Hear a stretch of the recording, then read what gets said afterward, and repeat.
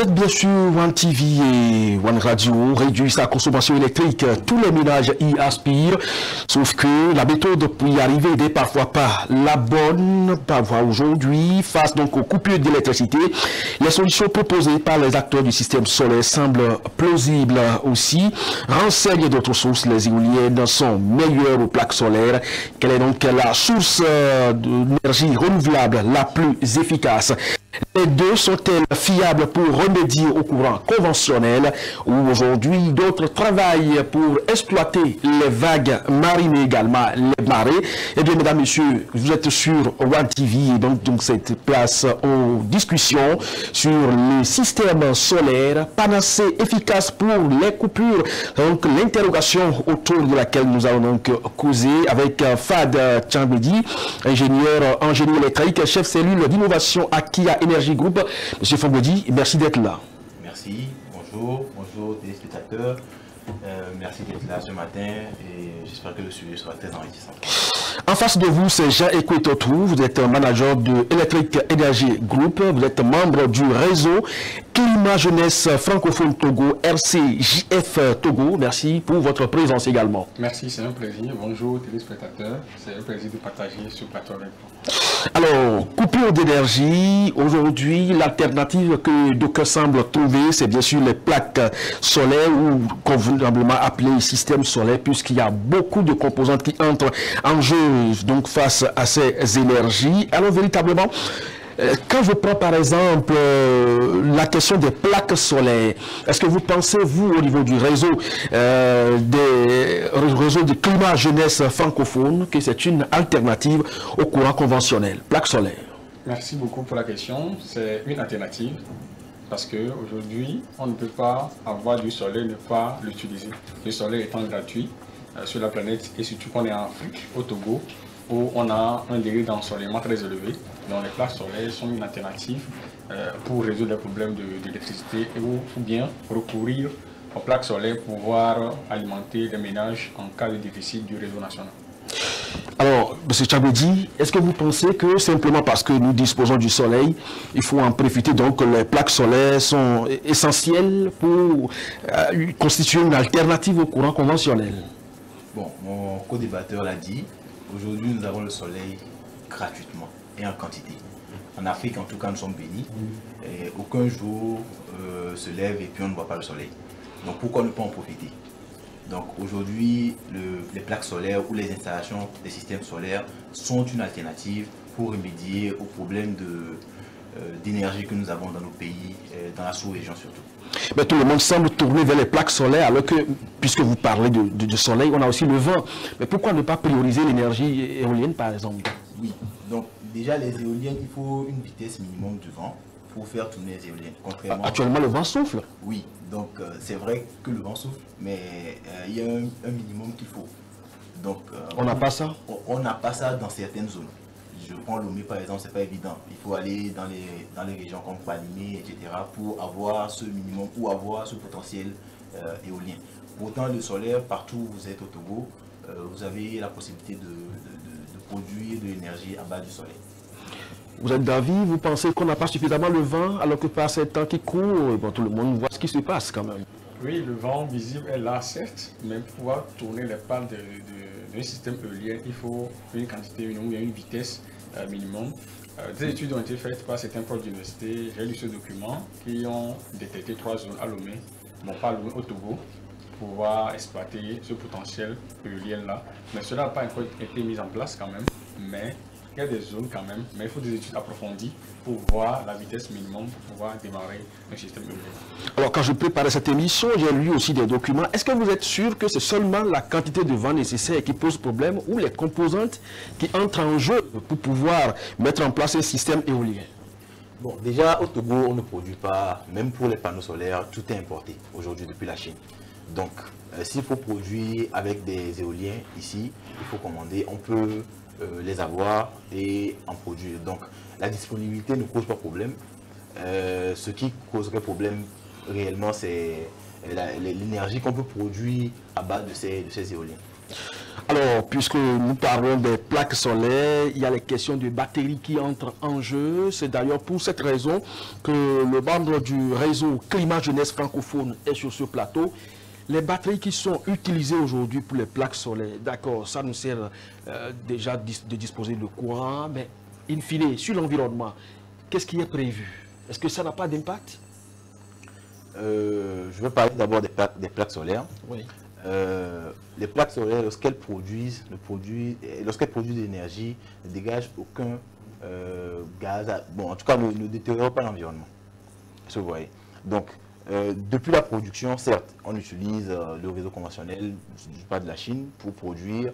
Il y a le transport, il y a aussi des gaz qui sont dégagés durant le transport jusqu'à la destination. Mais dès l'installation et la production et sur la durée de vie qui va jusqu'à 25 ans et plus, aujourd'hui, quand vous voyez l'impact carbone que nous avons, le bilan carbone sur toute cette durée de vie, installer un système solaire revient beaucoup plus bénéfique à l'environnement. Donc, en termes de batterie... Et après 25 ans, oui. Que deviennent les plaques et les batteries qui vont avec? Ok, déjà, les 25 ans sont estimés. Je rappelle que la première installation d'un système solaire dans le monde a été faite en 1982 et aujourd'hui elle est toujours fonctionnelle. Des rapports ont été rédigés et 10% des panneaux ont été remplacés. Donc c'est pour dire que nous sommes à plus de 40 ans déjà. Ces panneaux sont-ils biodégradables? Bien sûr. Donc, vous certifiez ça? Certifié, parce que les panneaux sont constitués d'aluminium, le cadre de verre, de 80% de verre qui sont recyclables, et une fine partie de fil, de verre, de plastique, pardon. Donc le plastique qui n'est pas biodégradable facilement, il faut une longue durée. Donc 95% pratiquement de panneaux est recyclable. Donc quand vous voyez ça, vous comprenez que après même sa durée de vie, on peut le recycler et le réutiliser. Et ils sont constitués de silicium. Donc le silicium est facilement réutilisable. Donc on peut réutiliser le silicium contenu dans le panneau photovoltaïque. Monsieur Kototou, vous êtes au niveau du réseau Climat Jeunesse francophone au Togo. Donc vous protégez l'environnement, les plaques solaires, vous y êtes aussi parce que vous êtes manager de l'Electrical Energy Group. Alors, les plaques solaires, vous certifiez que ça protège l'environnement? Ça protège l'environnement parce que ça ne pollue pas.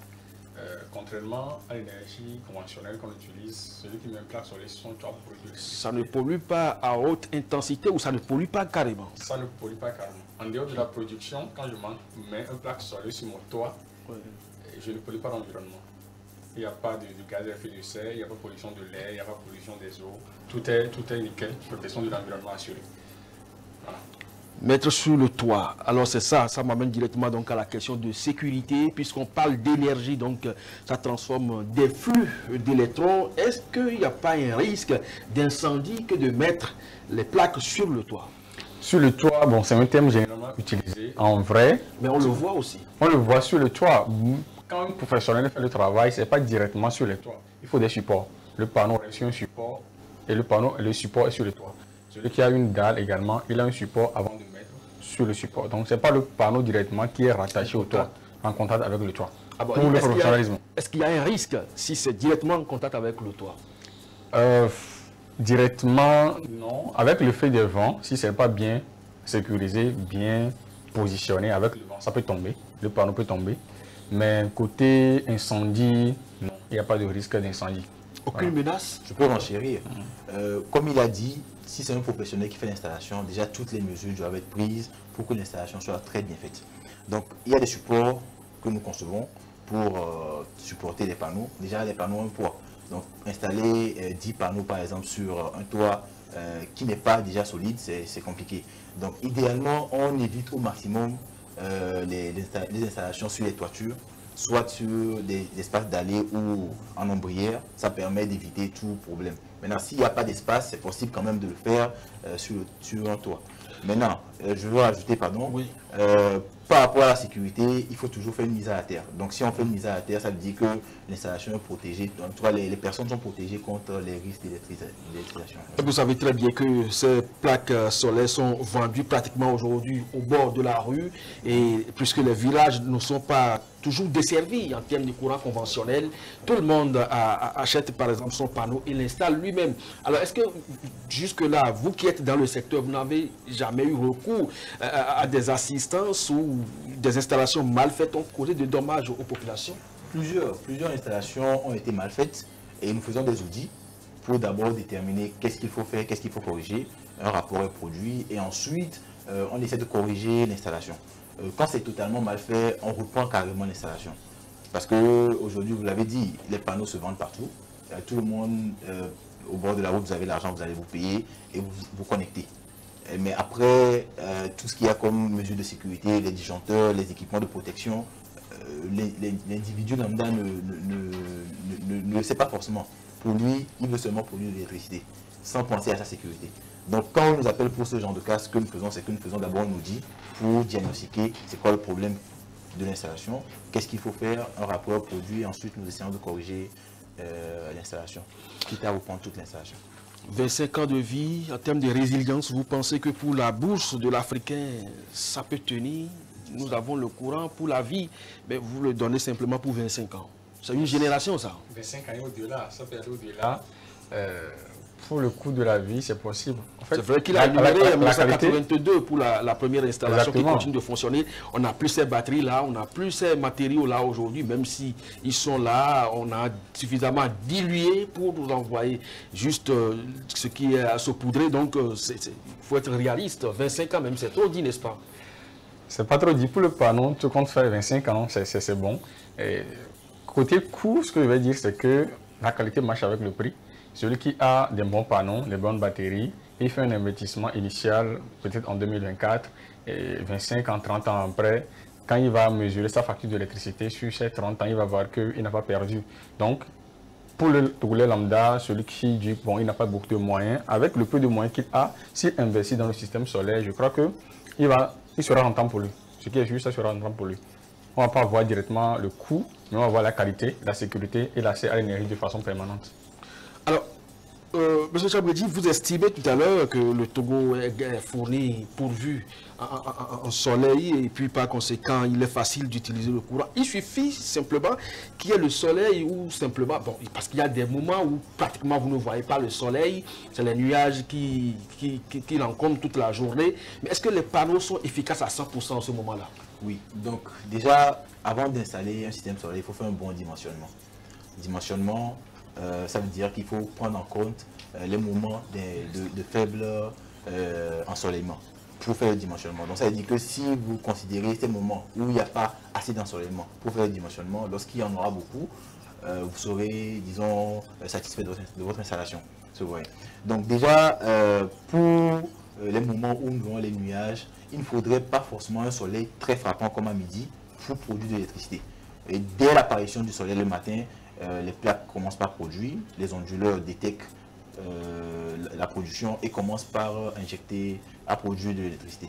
Donc le minimum, c'est 10 mètres, comment dire, il faudrait en tout cas un minimum pour pouvoir produire de l'électricité.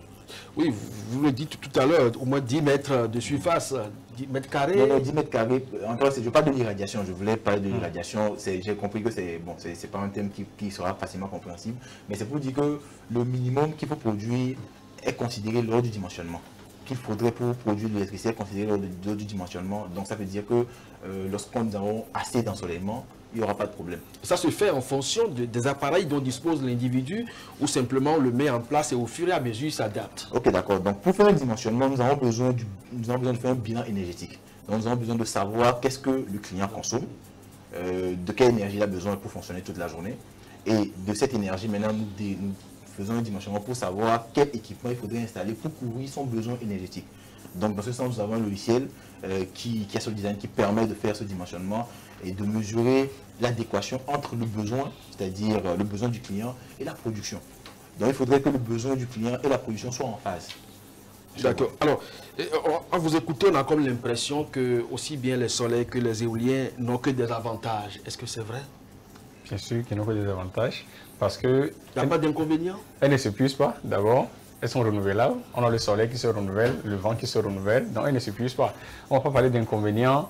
Quand je parle d'investissement, Quand on parle d'inconvénients, certains vont directement parler de l'investissement, du coût, mais ce n'est pas de l'inconvénient parce que c'est un investissement initial pour avoir accès de l'énergie.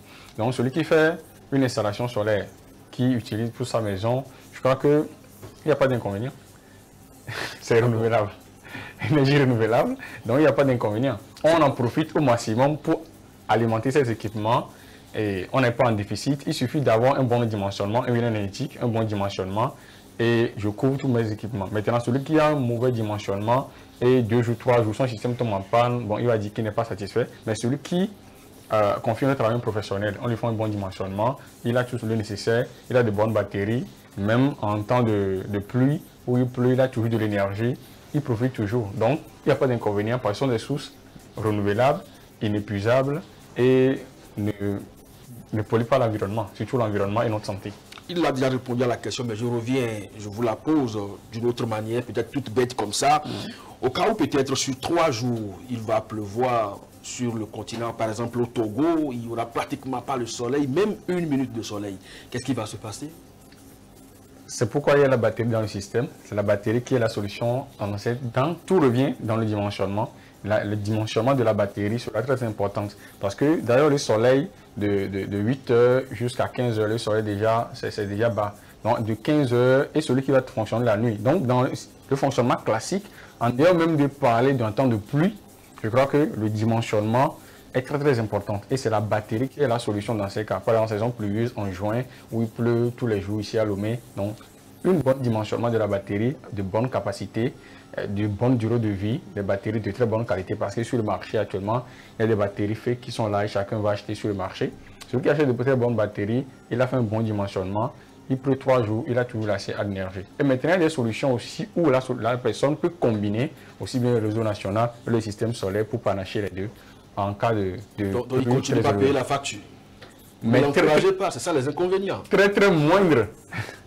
Alors, M. Chabedi, aujourd'hui, en Europe, aux États-Unis et autres, les gens ne sont plus au niveau des éoliens ou des plaques solaires. Ils travaillent beaucoup plus à exploiter la mer à travers la marée. On sait quand même quand est-ce que la marée monte, mais les vagues également. Alors, puisque nous, en Afrique, on ne fait que suivre, on est dans ça aujourd'hui. Est-ce que les ingénieurs, les techniciens que vous êtes, est-ce que vous travaillez dans ce sens-là aujourd'hui pour être en phase avec l'évolution des choses? Exactement. Nous travaillons, nous avons une cellule d'innovation déjà et nous réfléchissons sur ces différents problèmes. Aujourd'hui, nous avons pas seulement la marée, hein, il y a aussi d'autres moyens de produire de l'hydrogène vert à travers les panneaux solaires aussi. Nous y travaillons. Mais c'est pour dire que la solution qui est abordable pour l'individu lambda, pour les populations, c'est l'installation de plaques solaires, de panneaux solaires. Pour les installations sur la mer, c'est pour produire en quantité et injecter sur le réseau national. Mais est-ce que c'est pas mieux? Parce que nous avons la mer qui va continuellement produire les vagues et les marées, et puis le produit au plan national et desservir toute la population. N'est-ce pas que c'est plus rentable et plus sûr? Personnellement, je pense que ce genre de projet doivent ou devrait être conduit par le gouvernement. Oui, mais en tant qu'ingénieur, vous avez été formé pour, vous faites des propositions, vous êtes des chercheurs, vous faites des propositions à l'État, quitte à vous associer à ce projet. Que faites-vous dans ce sens-là? Exactement. Donc nous faisons des propositions. Pas plus tard qu'il y a, je pense, 2 mois, on a fait une réunion avec la ministre de l'énergie actuellement. On a fait des propositions pour remédier à la crise actuelle. Donc nous attendons toujours les retours de la ministre, mais ce qui est sûr, nous proposons des solutions pour permettre aux populations d'avoir, en tout cas, de ne plus vivre ces moments de délestage que nous avons. Vous promettez ça pour l'année prochaine?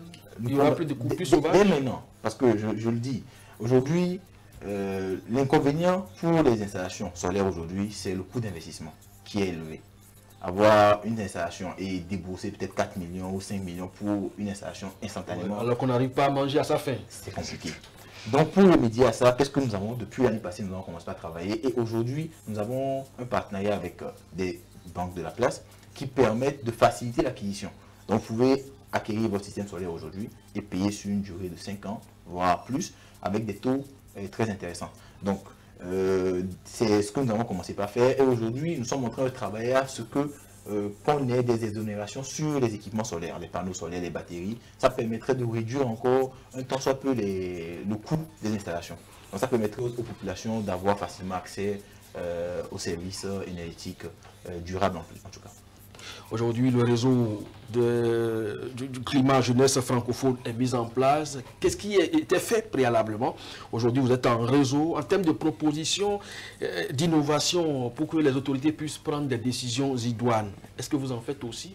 Également, nous faisons des propositions parce que non seulement Lomé... Sur ce plateau? Non. Sur le terrain également, parce que le problème de délestage qu'on vit actuellement, c'est pas seulement, c'est tout le Togo, hein, c'est tout le Togo. Et même à l'intérieur du pays où des femmes, des bonnes femmes ont des boutiques, ils veulent juste vendre du jus, des choses, ils n'ont pas assez d'énergie. Nous travaillons sur des solutions pour l'État, des solutions pour des petits ménages d'avoir accès également à l'énergie. Tout comme mon confrère a proposé la solution concernant les banques et tout ça là. Nous avons proposé des solutions, par exemple, aux femmes, aux mamans qui sont dans les villages, qui sont dans les coins reculés, qui n'ont pas beaucoup de moyens, mais qui veulent juste avoir 2 lampes et charger son téléphone et allumer sa télévision. Donc il faut des solutions, des petites solutions. Et là, avec des microfinances, pour pouvoir les aider à pouvoir avoir accès à de l'énergie. Ce n'est pas forcément des équipements de grande puissance où on a 20 panneaux sur le toit, 10 batteries pour avoir assez d'énergie. Mais il y a des gens qui ont besoin juste d'allumer 2 lampes, de charger son téléphone, qui sont dans les villages, qui sont au bord de la route, les kiosques, tout ça. Donc, ces gens aussi, nous proposons des solutions envers eux. Et nous demandons vraiment à l'État de nous écouter sur nos propositions pour pouvoir aller vers ces gens-là. Et c'est doit être fait avec les soucis de finances, comme les microfinances des banques, parce que ces populations n'ont pas directement 500 000, 1 million, comme le grand frère l'a dit, pour pouvoir investir dans le système. Mais si il y a l'État qui nous écoute, ou bien des institutions de microfinance, ou bien des banques qui viennent en aide à cette population, nous avons la solution énergétique maintenant, quitte aux institutions d'accompagner ces projets pour que les populations puissent avoir accès à l'énergie facilement. Les populations puissent avoir accès à l'énergie facilement. Aujourd'hui, vous l'avez dit, 4 millions de francs CFA pour une installation raisonnable. Ce n'est pas à la portée de tous les Togolais. Et ça, on est d'accord. Alors, quand je prends l'éolien, par exemple, qui ne demande pas beaucoup de moyens, ou c'est la même chose? Oui, l'éolien, c'est la même chose. Déjà... 4 millions aussi? Non, je ne vais pas donner de prix parce que nous ne sommes pas spécialisés dans les éoliens. Je ne vais pas donner une cotation par rapport à ça. Les Togolais. Je ne vais pas donner une cotation par rapport à ça. Quand par exemple, la région septentrionale du pays où vous avez estimé peut-être que bon, il y a plus de vent qu'à Lomé, est-ce qu'il n'y a pas possibilité de compartimenter le pays et dire par exemple que ceux qui sont là-bas, on leur propose par exemple l'éolien parce que le vent souffle régulièrement, et au sud, où il y a quand même des privilégiés sociaux, eux, ils peuvent accéder aux panneaux? Bon, je vais le dire. En termes de propositions alternatives. Ok. Aujourd'hui, ce que nous voyons sur les images en Europe, etc., les types d'éoliens que nous voyons en images, ce ne sont pas des types d'éoliens à installer pour les ménages. Ah bon? Ce sont les grandes éoliens. Souvent, vous allez voir des images où on place plusieurs éoliens, ils sont à des kilomètres, et il faut un grand espace pour pouvoir facilement tourner. Donc aujourd'hui, on est en train de travailler sur des petites éoliennes pour permettre aux ménages de pouvoir les utiliser. Mais c'est une solution alternative au stockage, parce qu'aujourd'hui, pour un système solaire, c'est le stockage qui coûte beaucoup plus cher. Donc si nous avons l'éolien combiné au solaire, où l'éolien fonctionne la nuit, comme lui fonctionne tout le temps, il fonctionne pendant la nuit, il permettra de continuer par produire de l'énergie et d'éviter d'avoir un grand stockage. Parce que le stockage, en tout cas le bon stockage en lithium aujourd'hui, ça coûte un peu cher. C'est ce qui fait que les systèmes sont un peu... Le coût des systèmes est un peu élevé. Alors, quand vous prenez par exemple l'éolien, pour ce que vous faites au niveau de vos plaidoiries, est-ce qu'on peut compartimenter le pays? C'est possible. Et tu comptes faire, comme le grand frère l'a dit, l'éolien, il faut un minimum de vent. Et à l'intérieur du pays, on a du vent. Maintenant, il faut un investissement et il faut des études préalables. Il faut étudier le terrain, voir si les équipements nécessaires. On a le vent sec. Maintenant, quels sont les équipements nécessaires dont on a besoin pour pouvoir installer ce système d'éolien-là? Non, ce sont les équipements nécessaires et on a les moyens. Je crois que ça sera très facile à faire. Il faut les études préalables pour déterminer tous les équipements, les puissances qu'il faut, la puissance qu'on veut produire, on veut alimenter quelle ville, on veut alimenter quel quartier, quel ménage, quels sont les besoins en énergie. On étudie toutes ces choses-là et on commande les équipements nécessaires et on met en place le système. On fait un test, si ça marche, ça veut dire qu'on peut commencer. Mais pour l'heure, c'est un peu difficile parce que ce que nous voyons à l'extérieur ou bien en Occident, c'est un peu différent par rapport à nos réalités ici. Et il faut bien faire les études pour ça et acheter des équipements. Ce n'est pas les mêmes êtres, les mêmes sols? Non. Où est la différence? Il y a la différence. Ils sont blancs? Non. Au niveau du vent, à la qualité du vent. Et comme je le dis, on ne va pas conclure directement sur la personnalité, sur la couleur, s'ils sont blancs ou pas, mais il faut des études préalables. Comparer ce qui se fait à ce qui se fait ici.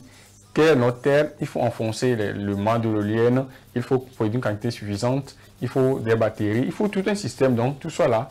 Il faut des études préalables pour s'assurer que voilà, ce qu'on est en train de mettre en place peut durer et remplacer valablement le réseau national, que d'investir et puis 2-3 jours, on a des inconvénients. Alors, oui, mais, bon, ok, allez-y avant que je vous pose la question. Sur ce qu'il a dit, il faut des études préalables. Vous voyez, aujourd'hui, si qui va faire ces études, justement? Aujourd'hui, par exemple, quand nous prenons les installations solaires, aujourd'hui, qui a aujourd'hui à faire des études avant de commencer par faire ces propositions de groupes électrosolaires? Je vais l'expliquer, je vais prendre le cas du Canada.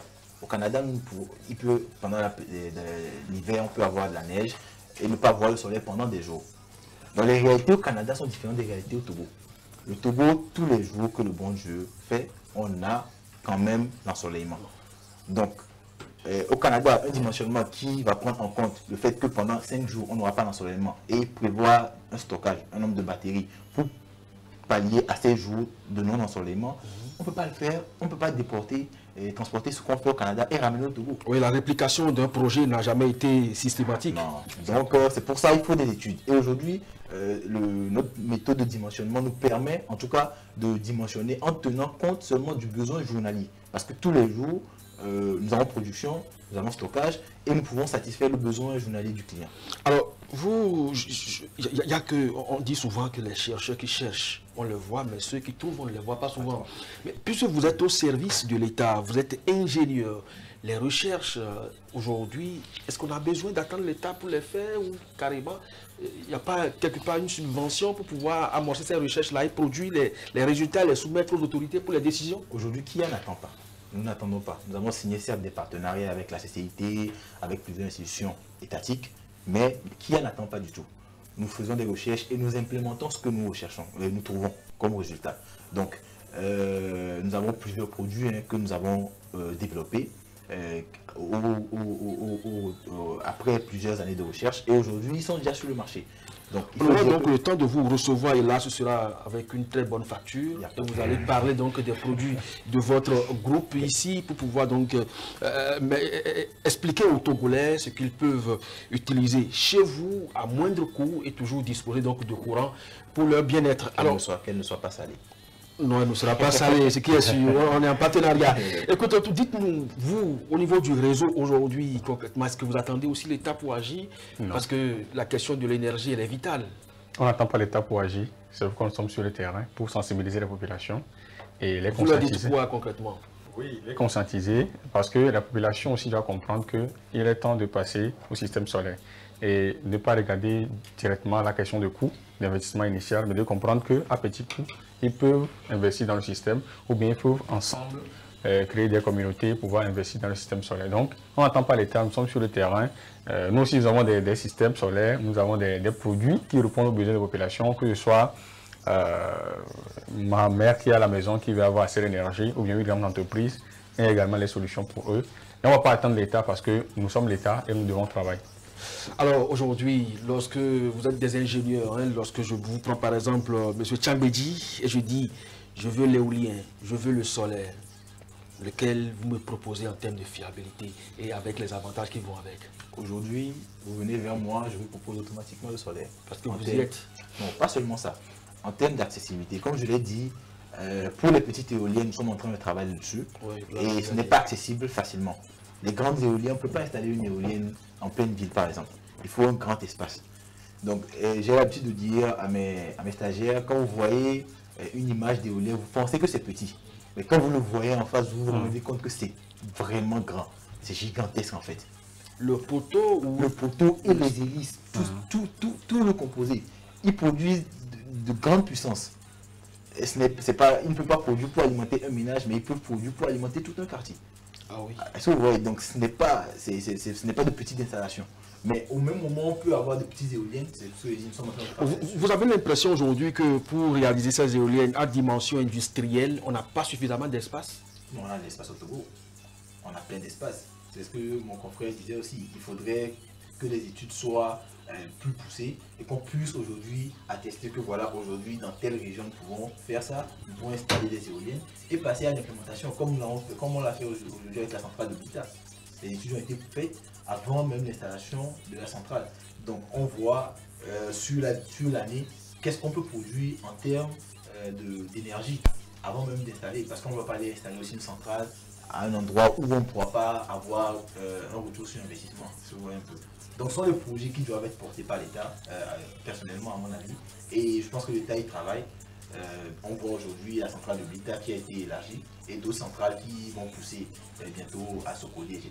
Donc l'État est en train de travailler là-dessus et je pense que d'ici quelques années, nous serons pratiquement à peut-être au moins 50% d'énergie renouvelable dans notre réseau national.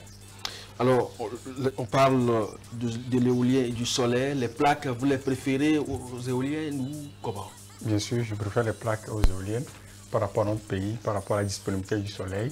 Et déjà, on a fait beaucoup d'études sur le système solaire, beaucoup de documentation, beaucoup d'expériences ont été faites sur le terrain. Je crois que le soleil reste pour l'instant la meilleure solution pour le Togolais. Et je crois que dans les jours à venir, avec un exemple d'implémentation de l'éolien, je crois qu'on va commencer par entrer dedans. Mais l'éolien reste toujours une bonne solution également. Mais il faut des études préalables, comme je l'avais dit, et il faut des grands espaces pour ne pas produire aujourd'hui et demain, on ne peut pas utiliser ce qu'on a produit.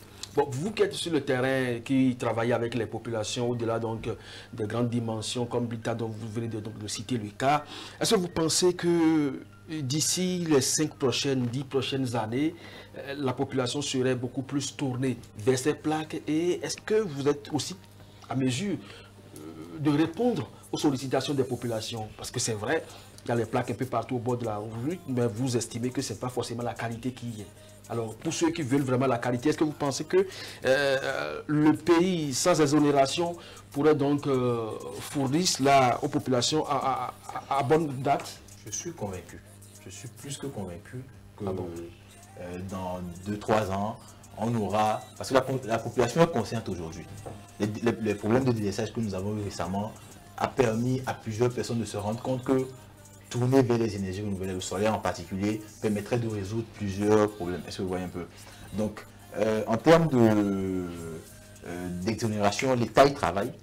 Et je me dis que, et je prie aussi, que d'ici la fin de l'année, qu'on nous dise que l'État nous informe qu'ils ont exonéré les plaques solaires. Il y a 5 ans, les plaques solaires coûtaient beaucoup plus cher. Aujourd'hui, nous sommes pratiquement à 0,8 € le kilowatt. Donc, ça veut dire que pour une puissance assez grande de 450 par exemple, nous sommes à 80 000 pratiquement.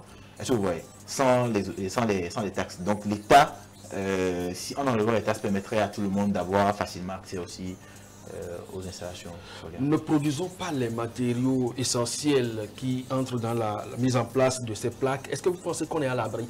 Au cas où la Chine déciderait un matin de ne plus nous fournir les matières premières essentielles pour faire le travail, comment on fait?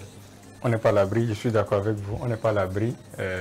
Et il faudra que nous travaillions, nous ingénieurs, techniciens du Togo, d'Afrique, nous travaillons pour arriver à avoir des usines où nous aussi nous pouvons produire des batteries, des contrôleurs, des onduleurs pour pouvoir trouver des solutions. Parce que le jour où la Chine se lève et ne produit pas, je crois que nous serons en déficit. Bon, ce n'est pas seulement la Chine qui produit, il y a d'autres pays également qui produisent en quantité ces équipements. Mais je crois qu'il est temps que nous nous réveillons en Afrique, au Togo, pour commencer par réfléchir sur comment commencer par fabriquer, nous aussi, nos contrôleurs, aller envoyer des ingénieurs, des techniciens chez ceux-là qui sont en avance sur nous, apprendre d'eux. Voilà, ce sera notre travail pour éviter le déficit ou bien le manque quand la Chine va nous couper un jour. Plus de 60 ans d'indépendance et on est dans le on va. Est-ce que c'est responsable? Bon, vous savez, il faut qu'on soit réaliste. Aujourd'hui, la Chine a la silice. Le principal, disons, ingrédient qu'il faut pour produire, pour fabriquer les panneaux. Et 90% des panneaux aujourd'hui sont produits en Chine. Donc, ils ont la technologie, ils en produisent en quantité. Aujourd'hui, nous devons commencer par réfléchir sur les éléments de conversion, comme mon confrère l'a dit. Je parle des onduleurs, des convertisseurs, même des batteries. Pour les panneaux, on n'est pas du tout à l'abri. Si aujourd'hui la Chine décide de ne plus produire, en tout cas, ça va beaucoup agir sur l'Afrique, en général le Togo. Mais il faudrait qu'on commence par y réfléchir, qu'on envoie nos ingénieurs, que l'État ou les institutions investissent, envoient les ingénieurs pour qu'ils puissent aller se faire former, qu'ils reviennent. Parce qu'ils ont la technologie, ils ont le savoir-faire. Et pour apprendre, il faudrait aller quand même pour, disons, maîtriser leur manière de faire avant de revenir et l'implémenter dans nos pays. Oui, mais vous, ingénieurs aussi, vous pouvez faire des propositions alternatives aux autorités. Peut-être le Togo, le phosphate, par exemple, proposer ça en échange à la Chine, parce que vous parlez des silices, même si vous avez les meilleurs ingénieurs formés et qui n'ont pas la matière première sur laquelle il faut travailler, c'est qu'ils viendront également tenir le même discours ici. Exactement. Donc il faut qu'on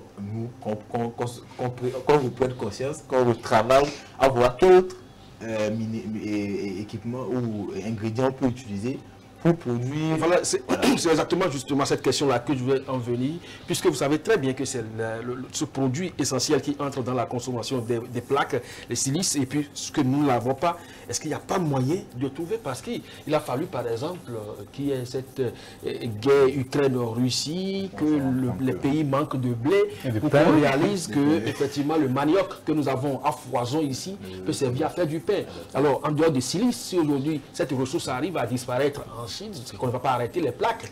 Alors les Chinois sont en train de réfléchir. Vous, ingénieurs ici, les chercheurs qui cherchent où est-ce que nous en sommes dans cette démarche-là, des solutions alternatives aux silices. À l'heure actuelle, je crois qu'il n'y a pas de recherche dans ce sens, à ce que je cherche, à mon avis. Mais je crois que c'est le lieu de rentrer dans ces recherches pour pouvoir trouver des solutions. Je sais qu'à l'heure actuelle, la Chine et d'autres pays sont en train de trouver des solutions en dehors du silice. Mais après son indépendance, comme vous l'avez dit, je crois qu'il est temps que nous réfléchissions dans ce sens. Il est temps que nous réfléchissons dans ce sens aujourd'hui, donc beaucoup font confiance au système solaire, simplement par mesure d'alternative, simplement parce que nous manquons de courant conventionnel à la maison. Et lorsque la Chine va couper les vannes, nous allons nous retrouver également dans la dépendance. Qu'est-ce qui peut expliquer? C'est vrai, vous n'êtes pas les premières autorités à qui on doit poser cette question, mais les coupures que nous avons enregistrées entre février et avril, qu'est-ce qui peut expliquer cela? Bon, on va se référer à ce que nos autorités ont dit. Il y a eu des maintenances qui se font dans les pays où nous importons l'énergie. Et c'est ces maintenances qui ont occasionné ces coupures. Donc on ne peut que s'en tenir à ça. Nous ne pouvons pas aller beaucoup plus loin ou spéculer sur des idées reçues de gauche à droite.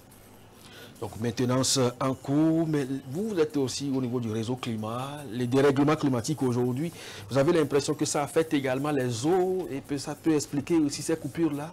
Ça peut expliquer, parce que si on a des barrages hydroélectriques par exemple, quand on a des problèmes d'eau, de pluie, ça peut affecter également. Par exemple, au Togo, on a le barrage de Langueto qui est là, et il y a un problème climatique qui va agir et que ça ne tourne pas dans les normes, et on n'a pas d'énergie. On a la centrale de Prime également qui est hydroélectrique, donc le climat peut agir également sur ça. Bon, on s'en tient à ce que l'État nous a dit. Mais en tant qu'acteur du climat, quand ces coupures-là ont commencé à survenir, est-ce que vous avez diligenté des enquêtes au niveau de ces barrages-là pour constater l'état des eaux? En réalité, non. On n'a pas fait ces enquêtes. Les périodes de février, mars, avril sont des périodes où les barrages, l'eau n'est pas au maximum. Voilà les problèmes pour tourner la turbine. Mais à partir de mai, juin, quand il pleut suffisamment, on a beaucoup d'eau.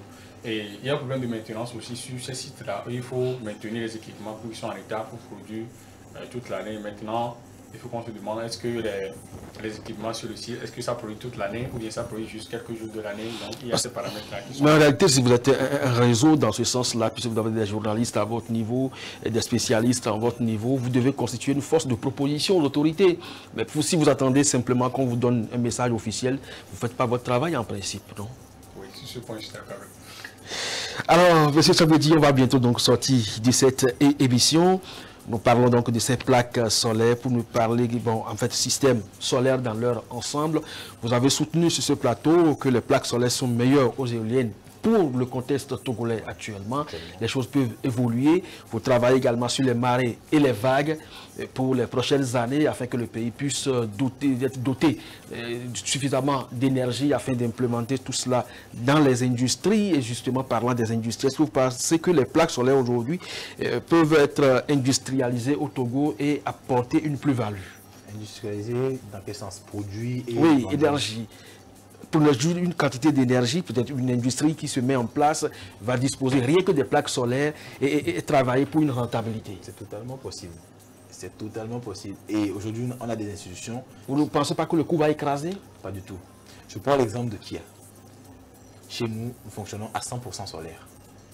Avec tous les climatiseurs, tout ce que nous avons comme équipement, les imprimantes, etc., nous sommes à 100% solaire.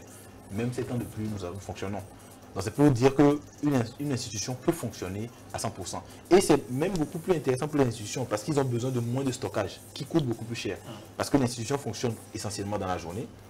Et dans la soirée, c'est peut-être les lampes ou quelques équipements qui sont fonctionnels.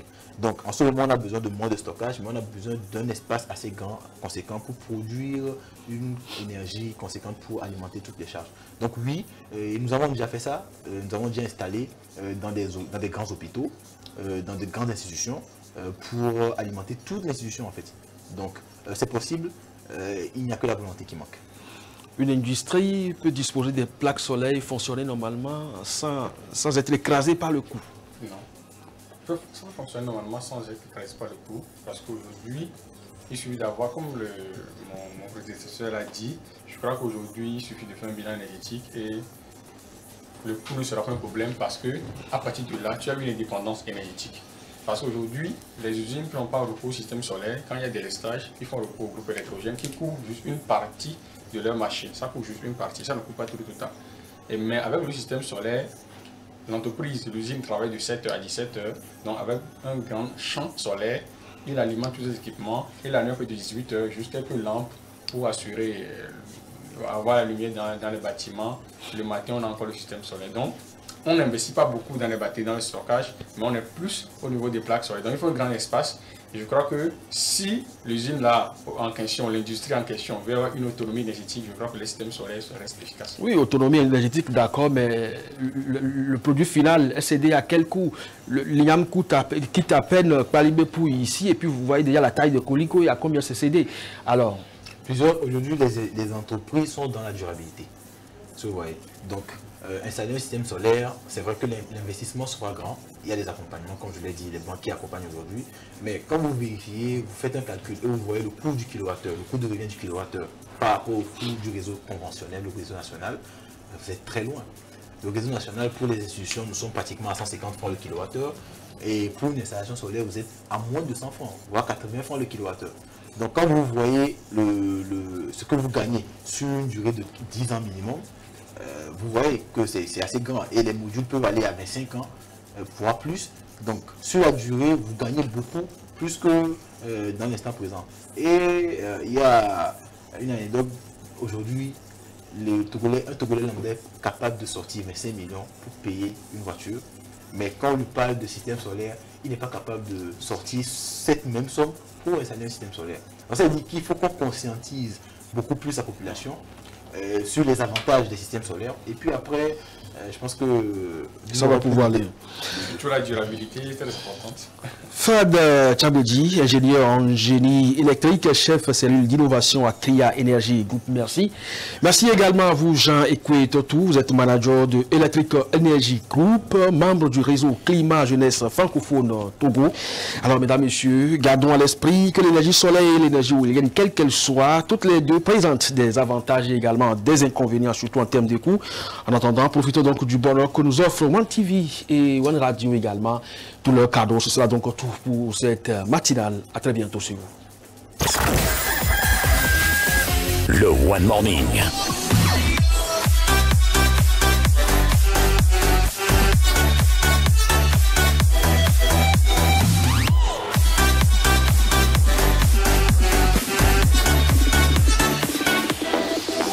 La matinale qui booste votre journée.